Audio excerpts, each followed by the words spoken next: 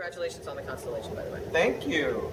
Thank you. That's our biggest, to me, it's our biggest single win, really, because what we're trying, are we rolling? We are, yeah. Okay. Because what we're trying to do with the internet, obviously, is change the perception of the internet and the business as a whole.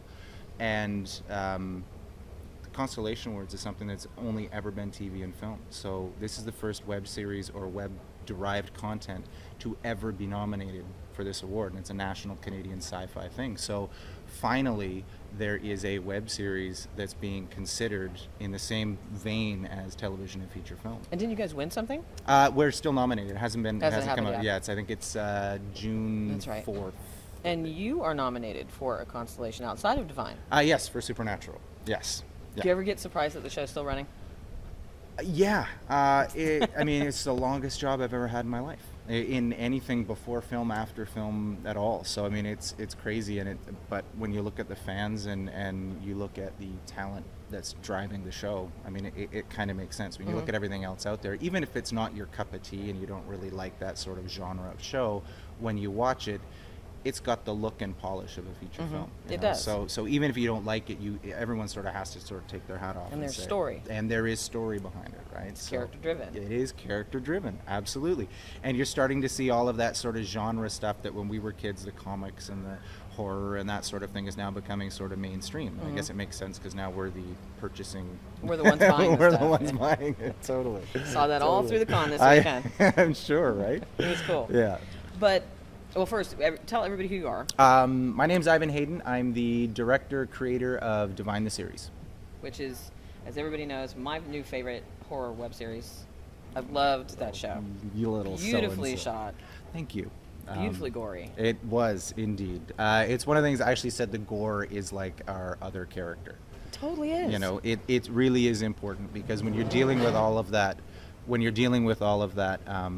you know, religious subject matter, the gore is something that sort of puts people off enough that they can start to watch what they're watching without having to go, oh, well, that's religious. I don't like that. So it really is. It's another character. It sets you into the reality in the world. And, you know, one of the things that we're sort of always saying in Divine is that evil exists. Bad things happen to good people, and the gore is sort of that underlying exclamation mark to go, The story came from something you wrote? Yes. When you were too wee to really have these kind of ideas. Yes, probably. I was actually talking to my parents about this. Trying to look back, I'm like, I think I was about 13 or 14 when I came up with the idea for Divine.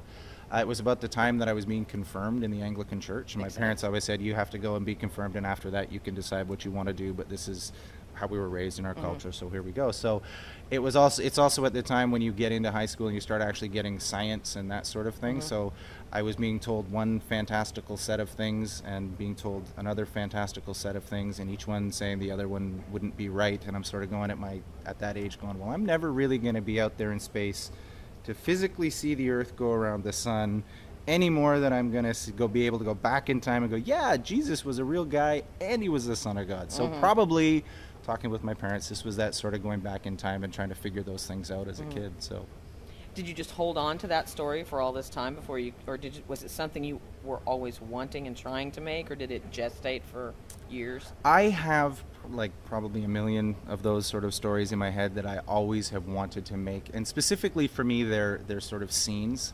There's a moment in the story that it's sort of been a powerful moment, and one of the ones in Divine was Divine on the altar, and Father Christopher looking at this naked guy bleeding on the altar, and it was always this powerful image, and it sort of stuck with me. So it wasn't really until we were talking, Kirk and I, doing Kung Fu and arguing philosophy and having to, somehow I dredged up this thing. Conversation. I know, right? My Kung Fu instructor, talking while we're fighting, talking philosophy, and I come up with a religious-based thing as a support for what we were talking about.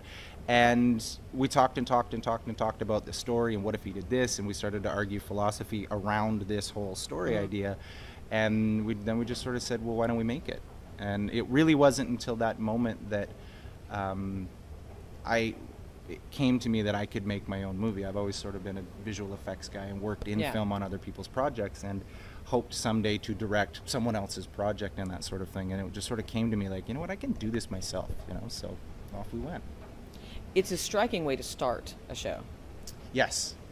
Yes. To have someone bleeding on the altar. Yes. But that also goes into the nonlinear storyline. When we came up with Divine and we started to write the story, originally Kirk and I were like, let's shoot a pilot for a movie or a teaser for a movie and then try and get this picked up and do something like that. And then we sort of said, well, let's make TV, and we latched onto the idea of doing it on the internet. And as soon as we decided that and I started to try to write it, I tried to come up with a concept that would help propel the medium forward, because I don't think it gets its fair shake. I think there is some genius stuff out there in web series. It doesn't have the budget behind it for mainstream people to look at. I mean, people look at Supernatural and will say, well, the effects on that show weren't very good. And you're kind of like, really? I remember when we could see wires behind things and we didn't care. But nowadays, if there's didn't care what color the blood was. Right. Like, hey, that guy missed him in that punch by a mile. Now man. where all the blood's the wrong color. Exactly. It's not viscous enough. Exactly. So I think that web series have sort of been getting a bad shake in that regard. And when we started to design Divine, it was, you know, I really stopped and looked at the medium and I said, you know what, one of the things about the internet is it opens up a new way of storytelling, because it isn't like you have to tune in at Thursday at 9 o'clock, you're sitting in your house and watch A, B, C, D, or you buy a DVD and stick it and watch all the episodes through it. Someone might hear about your show episode 6, and I'm just going to wait because the sound is going to do. There we go. Someone might hear about your show by episode 6 and then come into it, and on most web series or most websites, it's the most recent video, so that's the one they're going to watch. If they watch that and then they don't need to go back and watch the rest of them, then what's the point? So I kind of done it wrong. Exactly, right? So I sort of looked at it, the nature of the internet means you can watch it and rewatch it and think and rethink and look at it and relook at it. So that opening scene in that opening episode was to put you in the middle of the action. Sort of like we're having a conversation where if someone comes in right now, they're going to have to play catch up, they're going to have to make assumptions, they're going to have to figure out what's going on and make you think about what's going on. And then every episode, you can get more information and go back and rewatch what you watched with a little bit more going, I got it now. I get it now. So and then just when you think you get it, you don't. And then exactly, when you think you get it, you don't. And it allows for, from a marketing standpoint of something, it's much more robust and versatile than a common TV show, which you get to watch it once on TV live. People will then go and download the ripped illegal copy on TV and on the web and watch it again. And then if it's really good, they'll go and buy the DVD and they'll watch it one more time. And that's usually the lifespan of it. But when you get something with the internet, you can make something that will get people to watch the same show over and over every again. time a new show comes out. Should give another piece of information where they could go back.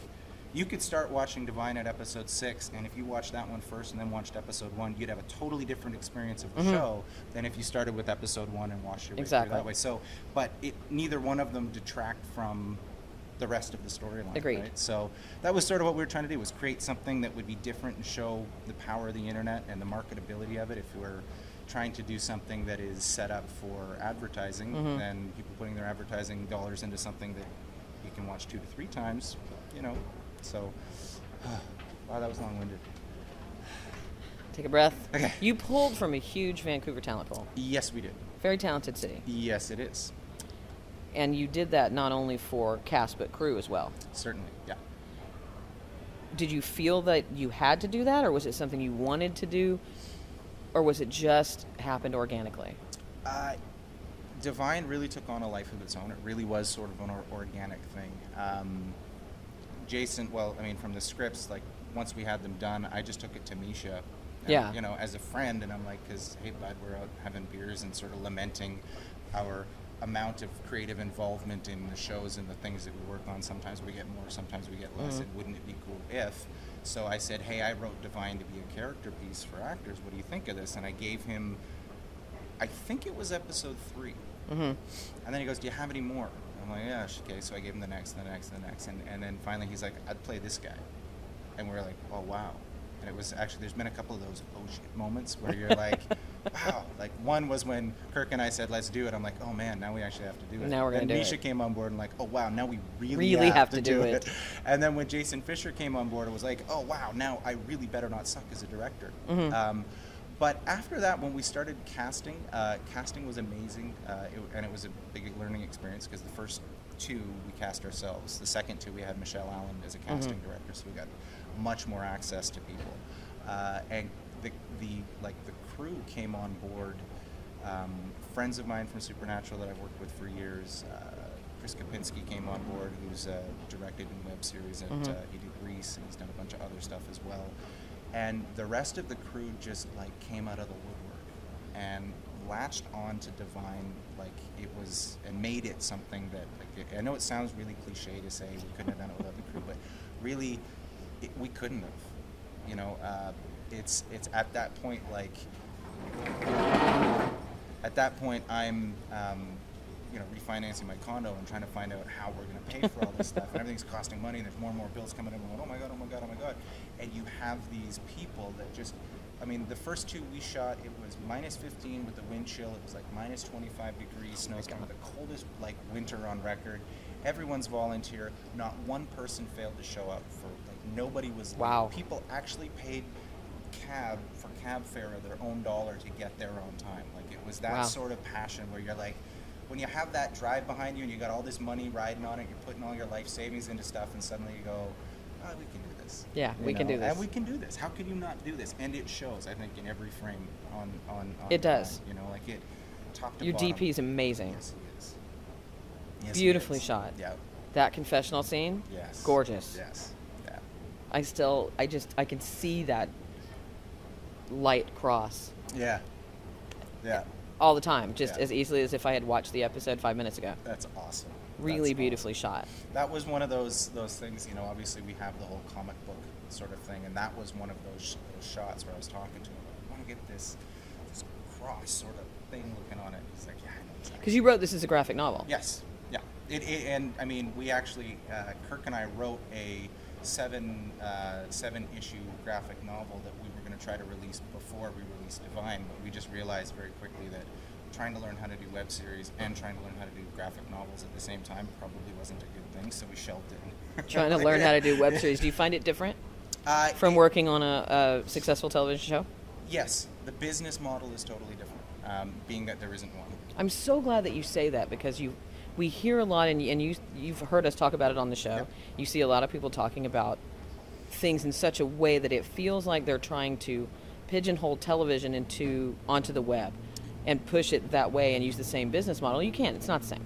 That isn't it. You're absolutely correct, and that I think is kind of the biggest problem with how the web series and the web and the internet in general is sort of perceived. It's that sort of the idea that you're going to pay a ticket and go and sit in a theater and watch something, or that you're going to pay $29.95 a month and watch something and people will then put commercials in it. Doesn't apply to the internet anymore, because we don't want to watch commercials, and we don't watch commercials when you can go over to that BitTorrent site and download it for free. That's sort of what they do, which is, and we don't want to go on a site that says, I'm sorry, you're not from the United States, you can't watch it. And yeah, exactly, right? And trying to control it in that way. So the business model in Hollywood, you know, their infrastructure is set up based on those principles. So they're trying to adopt a certain business model to a new medium, but they still have to, because television and feature films are still prevalent, it still has to sort of all work together. So there isn't a business model that works yet. There are a number, and I have a great number of ideas. And some. I bet you do. We'll have to talk. I have a whole cockamamie. Next time we come to Vancouver, we'll go out to dinner. It'll be absolutely. Good. Pints. Pints works even better. Nice. Even better. Nice. You guys raised money through a campaign. Yes. Kickstarter. Yeah, we did a Kickstarter. It worked well. Are you going to do that for season 2? Because there has to be a season 2, you know that. Yes. Oh, I know. We just had that is not a good, nice, very good, it's a no good, bad day way to end the show. It's a true story. We just had the come hell or high water meeting today with good. Everybody. So, we actually have an Indiegogo campaign going on right now. Just because the timing that we started it sort of was the same time that we're running the Hollyweb, and then we're going down to LA Web Fest, and then there was this weekend going on. We haven't been able to give it a lot of attention, but we're starting to shift our gears to push towards that. So there's an Indiegogo campaign. Right now, I think there's 5 days left on the Father Christopher costume bidding Nice. auction, which is out there, which anyone who donates, I think at the $250 mark, gets put into the raffle to win his signed autographed clothes Cool. that he sweat in for the whole time that he was there. Because the next batch that we shot was in the hottest part of summer during the Stanley Cup playoffs, and again, we didn't lose a single crew member, so Wow. it's pretty crazy. Let's talk your thing. Let's talk special effects. Well, You had a hell of a crew, and we at Indie Intertube, and everybody knows this. Amanda's a theater geek, and we are both big into practical effects. right. I don't like to see a lot of CGI. I hate to be able to tell where it is. Yep. Because the blood's all wrong. Yep. It's the wrong color. Yep. And even sometimes when you do practical effects, it's the wrong color. But it's a lost art. These days in Hollywood, you see everything is CG, and when you mention practical effects, people just go, "Excuse me?" True But story. you did Yep. a lot of practical effects. Yeah. I did that because I do visual effects for a living, and I really am a big proponent of if you can get it practically on the day, get it practically on the day. And It's going to be a lot of post with this one. sorry. No. And there was a time when there was no visual effects, and people were doing things practically to tell the story. And I think that because visual effects has come around, people try to think that everything should be a visual effect, where if you give the special effects guys the time, like the ripping of the coat, the shirt in the back of the Minotaur was awesome. The stepping on the brick, like just the little Stigmata in the cab. the stigmata in the cab, right? Like, I mean, was with wicked with cool. and the nail wound on the back of the wrist and all of those things. I think it is so much more poignant when it's really there.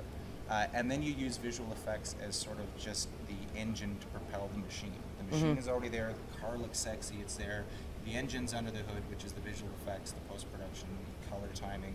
And color timing was another big one that's an unsung hero, that all of that blood was bumped up. Like, we bumped it up into the super rich. We, like, you know, the stuff that Sean Travers did as our colorist was unreal. It looks great. And it looks awesome. So we definitely used the visual effects to put the supernatural into it when it was necessary, but we tried to keep things practical whenever we could. And an incredible team. Absolutely. Have you worked with them before? I have, on the first batch, the special effects guy was Gwen Shipman, our special effects coordinator. I worked with him. He was on season 1 and season 2 of Supernatural. The second 4 that we did was Ian Corver, who was the on-set best boy special effects on Supernatural last season. And so I've worked with them before, and I've known them for years. Ian and I actually went to high school together, so it was kind of interesting that I'm doing this high school comic with one of the kids who was in high school with me, but weird. But yeah, I mean, we sort of had this shorthand of... We had you had women on the team too, which is We very cool. absolutely did have women on the team. I love the behind-the-scenes videos, and I loved watching her work. With Michelle running towards the ladder, like, she's come with me, we're gonna go get it. Yeah. And when you did the practical effects with the Minotaur. Yes, Tegan Colby was the on-set key for Schminken Studios on the first 2, who handled all the chest prosthetics and that sort of thing. Tegan handled the next 4. She sort of opened up her own company called Bloodbath and Beyond, and they did that Minotaur. I mean, I know it. It is unreal. She's good. It was unreal. And every time we're talking like more blood, she always had buckets. Like, Tegan, I love her to death. She is so. She was great. That was a wonderful behind-the-scenes piece when she was talking about. They were showing how they did the stigmata, and the prosthetic that was used, and how they color matched the skin, and then going and doing the Minotaur. And the snot was kind of gross, but it worked really well. Yeah. And I mean, she also, the ways that they go about doing it, for me it was really interesting, because normally I don't have that level of involvement with the special effects team. Normally special effects will send me things and I'll say, yes, that'll work for visual effects, or no, it won't, or could we do this, or could we do that, or hey, I can't do this, can you do that? So to be involved from the start, where, you know, originally we were going to have it a mount so that the actor would be looking through the mouth of the Minotaur, our concern being sort of that then you'd start to look like it's the mouth that's looking, Exactly. as opposed to, you know, the proper orientation. You know, as we start talking about listening to Tegan, the evolution of that, I'm like, the art and science that goes into just making something like that, like I would have never thought of that. I'd have been like, yeah, let's make them bigger. Yeah. But your visual effects worked really seamlessly, and there were times, and I mean, we're sticklers about it, where I couldn't tell at all. And she would say, yeah, I think, you remember this, Amanda? I think that's visual. I don't think that's real. And I'm like, I don't care, it looks real to me.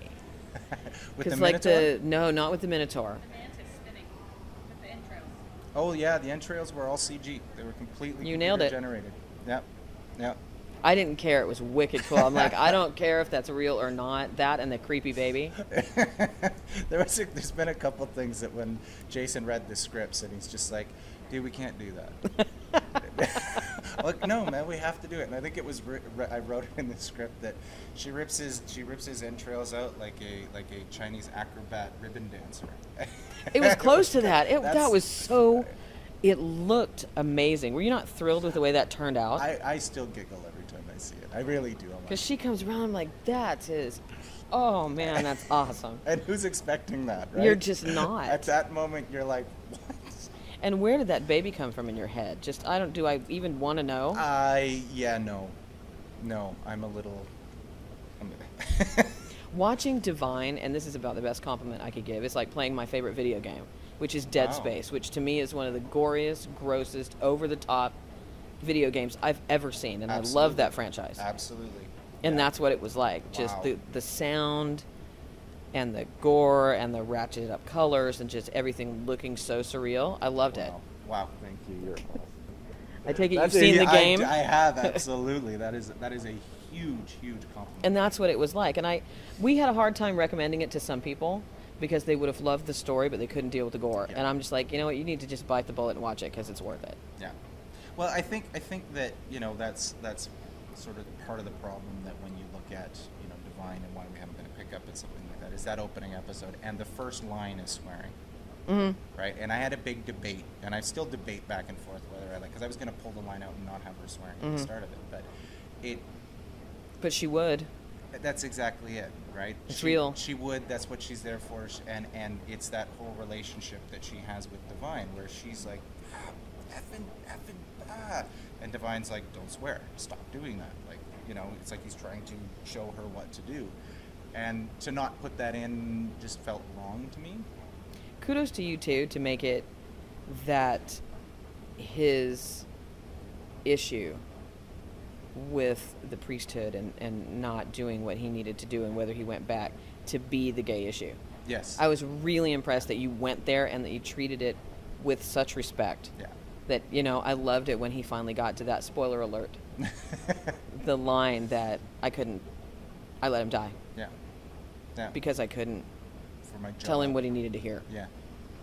Yeah. And he knew it was wrong. Yeah.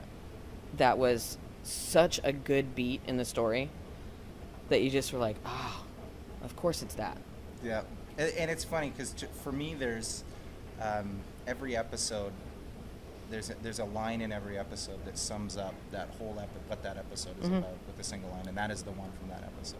You know, that it's the one where you just go, oh, right. That's it. Yeah. Of course that's it. Yeah. I can't wait to see where it goes next. It goes deeper and darker down the rabbit hole. I have no doubt about that. And Kirk and I were just talking about fight sequences and stunt sequences today, actually, about how far we were going to try to take them. I saw a video of you guys practicing just not too far right out the Too door far. there. That is correct, yeah. So I told her, I was like, I know where that is. We're actually going to be releasing some more behind-the-scenes footage. Awesome. I think we have 2 more sort of Indiegogo-centric campaigns that just to get some people excited about stuff. But you get to see some cool behind-the-scenes stuff and some cool interviews with cast, and you get their perspectives on some of the things that have been going on. And there's also a deleted scene that's coming up. I love that you've had so much extra content. We had to plan it that way.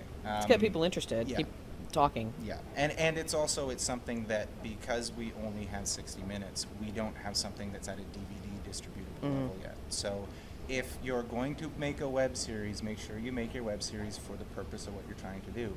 We did Divine to be the pilot episode to get attention and to show what we could do. And 6 episodes at the level of what we were doing was all we could do. We could have gone for another 2 episodes, Mm-hmm. but then everything would have suffered and it wouldn't have been what we were trying to do. Having said that, if you're making a web series and you're going for a pickup to get funding and something like that, make sure you hit at least 90 minutes of content. 90 minutes of content will open the options of having a back-end DVD distribution deal, Mm-hmm. and that's where you'll start getting some money to come in and those sorts of things. I think there's a little bit of that with Divine as well, Mm-hmm. where some of the people are going, okay, but you're not even at the DVD number, so how do we put money into that? Yeah. But really, we're talking about trying to shoot 9 more to get it to the 15 episode mark, where the first sort of natural story break happens, where you understand everything that's going on. Perfect. That's good to know. Yeah. It would sort of be the end. It would sort of It's a be little our spoiler, that's It would good. be a total spoiler, but it's at that point you understand all the players, you understand what they're doing, you really meet the Prophet. People still say they haven't seen the Prophet yet, but he's in there. He's in there. He's in the show. He's in there. He's in the show. Yeah. He's in there. The Prophet is there. You can see him clearly in the show. LA Webfest. How was LA that? What was the unreal. reaction to the show like? On the reaction to the show is always humbling for me. Like it's kind of hard for me to, people come up and go, wow, that's unreal. Like that's crazy. There was the guys who did Red Rover came up to me afterwards, and the director said, wow, I'm gonna have to step up my game. And that was to me That's a like compliment. I got choked up. Like I was just like, wow, because Red Rover's awesome. I don't know if you've seen it, or not, but it's awesome. And I was like a little like, wow, like cool, thanks, man. It's a good compliment. Yeah, huge. But compliment. it's a good show. It is a good show. I actually just watched them all again for the first time, probably since we finished the cuts, where I actually watched them through. Because sometimes you do something like this, and you go, you did the best you could, but if you haven't, I went and watched them again, and I'm like, you know what, it is good. Like you have to. That's good. reaffirm It's nice yourself that you and can go, get to a place to say, yeah, it's good. Yeah. And not always second guess yourself and Because all we see your are own the worst critic. flaws, right? Like there's one other tip for filmmakers out there. Remember, nobody else knows what you intended. So that's a good right? one. Nobody will know if there's a mistake but you, unless you tell them. And That's a good one. when I watched it again, this was sort of the first time that I watched it, and I didn't see all the things that I would have wanted to do. And I watched That's it for nice. what it was, and I was like, cool.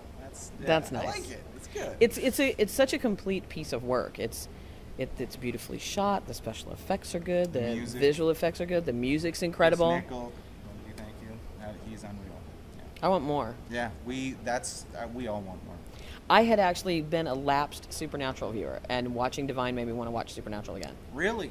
Yeah. I should call up Eric. Are you listening? Yeah. Because I'm like, he works for Supernatural. Maybe I'm missing something. Maybe I should go back and watch. Because I was so into it Yeah. the first couple of seasons, and then just got busy. Yeah. And the format sort of shifted. The first season was very much a monster of the week on Supernatural, right? Which, if you get into it because that's what you want to watch, the horror show. See, I was afraid once it started, when the format kind of changed a little, that I had missed something and would have a hard time getting back into it and understanding what was going on. Yeah. But that's not the case. But there's Supernatural- DVDs. Yeah, there is DVDs, and I think most of the episodes are available on CW.com too. Oh, really? I think so. On the CW website, I think. Can we get that here? That's a good. Cursed geo. We are the damn geo-blocking. It's frustrating, Yeah, isn't I it? actually don't know. That is a very good question. Wouldn't that be hilarious if you couldn't watch your own show? Well, that's what actually happened with the Reese people when it was. I know, when live it got in on Australia. Sci-Fi Yeah. even when it was on Sci-Fi, they couldn't watch it until Space picked it up. Yeah, because we're here in Canada, so they're sending emails out to fans going, "Hey, are we live? Is it good? It was cracking me up because I was telling people, I'm like, you want to know how bad geo-blocking can be? Talk to the people from Reese and their cast and crew who can't watch the show because they're in Canada and they're in it. Yeah, yeah.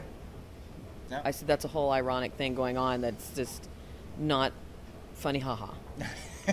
It's just not. Not funny, haha. It's not. And I think that's funny that you don't know if we could watch it on CW Well, or that's- Hulu. but- We can't watch it on Hulu. No, but that's the thing. I mean, I know all the corporate, the stuff we've been told, but I don't necessarily. I've never actually put it to practice. Netflix, Is it on Netflix? probably. Isn't everything? I don't know. I don't do Netflix. I don't either. I don't do Netflix. I don't do Netflix because I don't think that's the way our industry should go. I have a think that- Boxy box connected to our TV and a VPN. There you go. I think everything's heading to on-demand. viewership anyway. I agree. I just Without geo-blocking, I think they're going to be forced, and I know you all disagree with me. We are still going to have to agree to disagree. I think the industry, at some point in the next 10 years, is going to be forced to find a new business model. There's, if anyone's disagreeing with you on that, they're I know woefully the mistaken. reasons why selling international rights is what it is right now, but the internet is global, and it's just not going to work. If there's revolutions that are going on, right? And that's really what's happening. Internet, technology, entertainment, the whole nine yards. It's these revolutions that are happening. And if people are looking at web series and web-based content as something that you can stick an ad into, you're missing the point of the technology, the medium, and what the people want. We're bombarded with something like 5,000 commercials every day, anytime we're online. Like 5,000 unwanted commercials. I think I Only might... 5,000? Well, I look at it and I go, really? I don't remember any of them. I don't either. Right? So that business model is about as effective as a flyer campaign, right? People still do flyer campaigns. But I can tell you the company that branded a web series like Leap Year. That is where the business model works. I know the company. You know the company name? Hiscox. Hiscox Insurance. We know that because, not because they're all over it, not because they're mentioned in it, but because they paid to produce it. Yeah. That is the way it should be. Because I think that you're right. I think that the on-demand sort of thing will go. I'm just sort of morally opposed to paying a service for that, because I already pay for my phone. I already pay for my data plan. I already pay for my internet. I pay for my cable. I pay for my Wi-Fi. I pay for all that stuff. So why do I have to pay you again to watch content? I'm morally opposed to that in the abstract, and I'm terribly morally opposed to geo-blocking. Yeah. It just drives me, and I wasn't until I moved to Canada. When I started living here, I'm like, do you know when you live in Victoria how close you are to Seattle? Yeah. How close you are to Washington State, Yeah. where I could get on a boat and go 18 nautical miles and watch your show, but I can't do it from here. Yeah. And it is maddening. And until you hear a lot of justification from traditional Hollywood for it, but until you've experienced it and you know what it feels like, once you do, you're not all for it anymore. I understand. And I understand it. I understand the business model and the reasons behind it, but I don't agree with it. That's where it comes down. Because I just don't agree with it. I don't think that it's right, that it's fair, that it's necessary. I think that there's a million and one other ways for everybody to maintain expectations. Everyone expects to make money off of what they're doing, and I think those expectations can get met if you just look at it in a slightly different manner. And It'll it's all have to out there. happen. Yeah. The answer is out there. Another business model is out there. It's just, people just have to take the time and be motivated to seek it. Yep. Absolutely. Somebody will. Somebody will. You will. I'm doing my best. You might. I'm doing my best. I'm just trying, if I can get someone to sit down and drink the Kool-Aid with me, then... I'm there. I've already drank it. I just can't help you out. I got my wallets over there. I'll you know. I'm so glad we got to meet you. I am thrilled. Thank you so much. And we will do a longer interview again. Absolutely. We want to come over and meet everybody. Oh, yeah, absolutely. The crew Absolutely. And all the special effects well, people. If we're shooting more, I'd love it if you guys wanted to come back and while we're filming, come out while we're filming. And we would interview totally people do as we're that. doing it and Absolutely. Sort of, you can even be behind this thing. We'll have to be doing one of these. Don't film it. As long as somebody can give me a slash throat or some kind of weird. You want to be a gun? Yeah. Make that happen. Yeah.